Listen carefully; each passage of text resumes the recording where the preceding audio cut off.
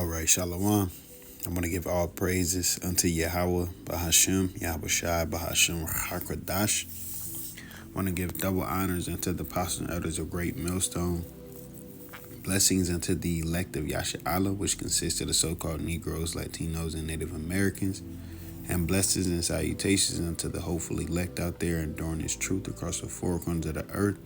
Looking forward to the downfall and destruction of Babylon, also known as America today, as well as you men and women that follow, and those who might look like the other nations but are of the nation of Israel on your father's side by blood.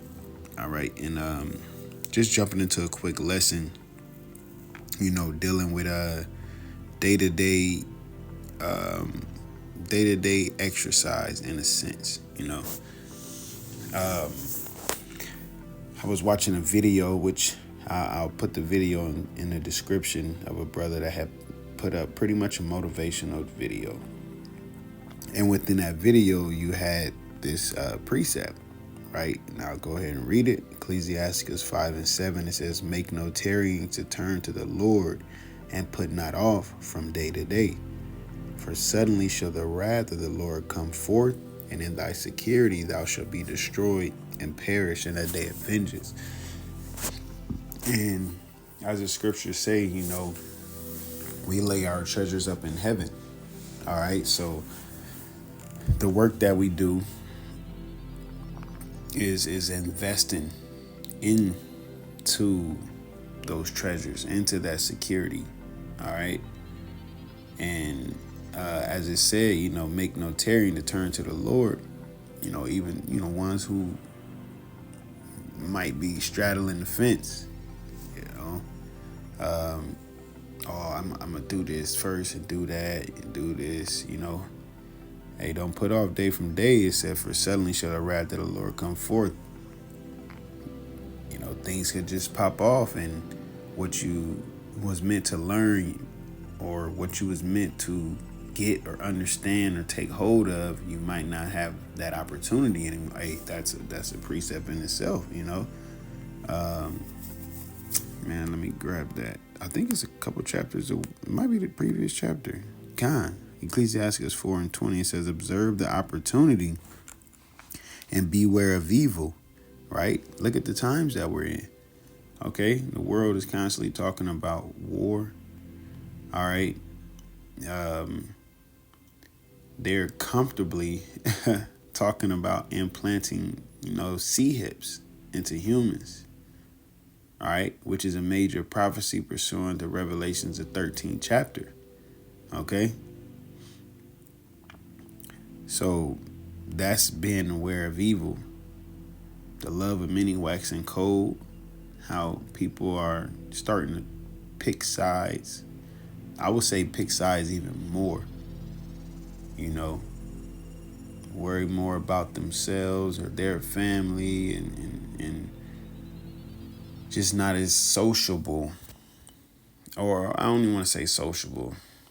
I would say, friendly or neighborly, I would say,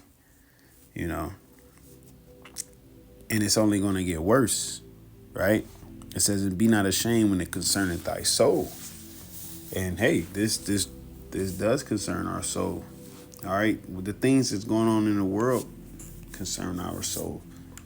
All right, the fact that the Lord gave us this truth, "To whom much is given, much is required," that concerneth our soul, because we got a job to do. And as we just read, here, let me highlight this. It says, once again, "Make no tarrying to turn to the Lord, and put not off from day to day." This is a daily thing. It's just like working out, Now, you're not going to be perfect or 100% every day, but you're supposed to strive to be. Keeping the law, statutes, and commandments to your best ability, trying to read, do a lesson, or be coming up with a lesson. All right, having your eyes single, having your mind on YAHAWASHI, on serving YAHAWASHI. Okay, because like he said, when you do unto others, you do unto him. So once you show charity towards a brother and Things that, hey, you're showing charity towards the Heavenly Father and the Son, man. Towards Yahawah, BAHASHAM, YAHAWASHI, whom the world ignorantly calls God and Jesus Christ. Okay? It says, for suddenly shall the wrath of the Lord come forth, and in thy security thou shalt be destroyed and perish in the day of vengeance. And the day of vengeance is going to be that judgment day. Okay? The day that everybody look forward to but don't fully understand. Because once again, it's not going to be lollipops and cotton candy, man. The scriptures say, to what end is it for you? It's not going to be good for everybody, because the Lord has his prophets out there. He has his men out there teaching the word, warning the people. Like it said, don't make no tarry and turn to the Lord. You know? And us that's in the no way, constantly, what it said, you can never go far enough. Seek him 10 times more. All right? And this is to me first, man. When I read this, I was like, yep, cut. You know, it was a cut to me. All right. And as a reminder, you know, you might have things going on in your life. You're supposed to have things going on in your life, I would say, that's supposed to distract you and hinder you and slow you down, because Satan, your adversary, the devil, all right, go about seeking whom he may devour. His job is to stop you from doing what you're doing, as you read in Job. But hey, what did Job show? He showed that he had integrity as well as understanding, okay, as well as faith. All right, he had to understand, hey, like he told his wife, should we receive the good of the Lord and not evil? All right, because the Lord is building us up and getting out impurities, you know, so we can be worthy of salvation if it's of his will. All right. So I wanted to grab this. And all the precepts might be in. Is it 37? Slovakia.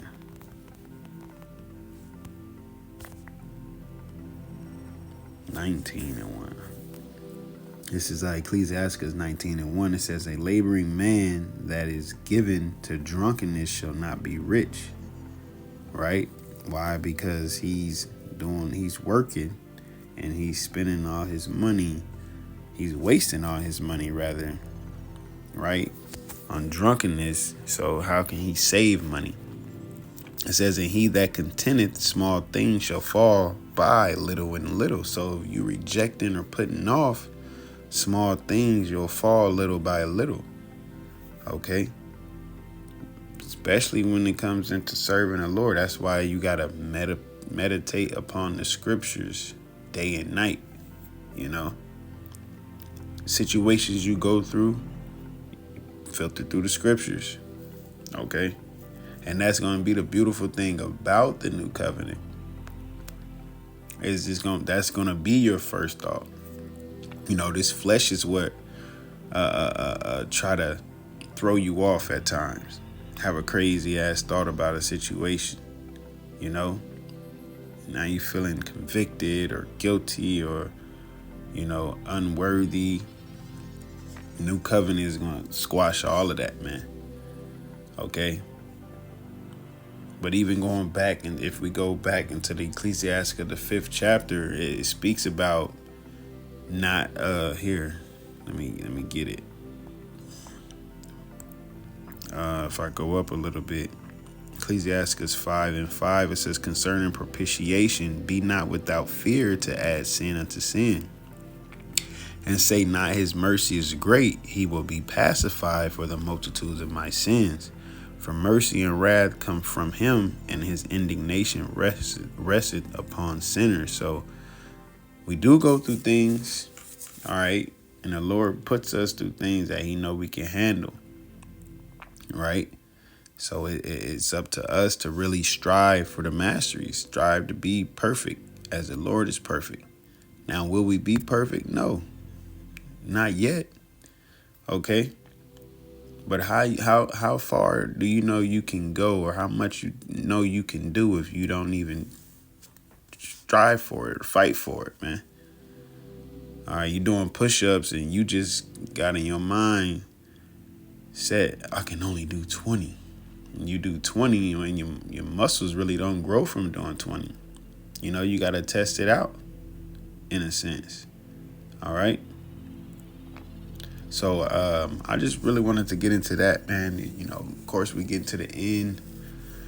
Things are going to get tighter. More sacrifices have to going to be made. Okay. And like I said, this is to me first. You know, this is to me first.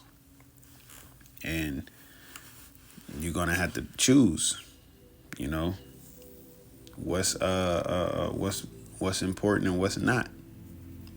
Some choices could be easy. Some choices could not be easy. All right. But you got to trust in Yahawah, BAHASHAM, YAHAWASHI, man. Okay. Hey, so with that, Lord willing, you was edified, and Lord willing, we allowed to endure unto the end. And once again, I want to give all praises unto Yahawah, BAHASHAM, YAHAWASHI. Yahawah being a true name of the Heavenly Father, in the name of his only begotten Son, YAHAWASHI, whom the world ignorantly calls Jesus Christ. Shalom.